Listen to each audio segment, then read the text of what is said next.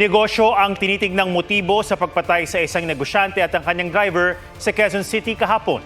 Sa backtracking ng pulisya, nakita sa mga CCTV video kung paanong nakatakas sa mga salarin na patuloy pa rin kinutugis. May report si Emil Sumangil.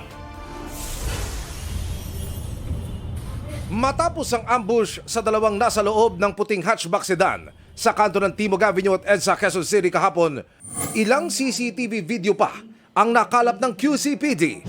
Sa kuwang ito, lumalabas na binuntutan na ng mga suspect ang kanilang target hanggang sa makarating ng EDSA Timog Avenue. Ayun na yung tandem mo. Huminto.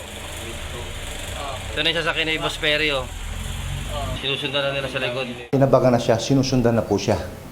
Noong pagbaybay niyo po ng Timog Avenue, the account given by the MMDA traffic enforcers na nag-stop, then yun po, doon po sinagawa yung krimen po.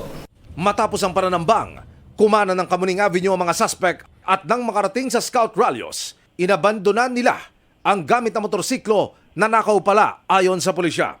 When they abandoned the motorcycle, immediately nagpalit po sila ng damit. Pagkatapos naglakad ang mga suspect, saka sumakay ng tricycle pa Quezon Avenue, pagbaba sa terminal, doon na sila sumakay ng jeep. Base sa investigasyon, ang 75 years old na negosyanteng si Seferino Mariano ang target ng gunman. Naisugod pa siya sa ospital pero nasawi rin kalaunan. Patay rin ang driver niyang si Norberto Orimaco. Dahil nga businessman yung victim who owns bar, clubs, and billiard establishments. So, meantime, yun po ang assessment natin. It has something to do with the business-related incident po.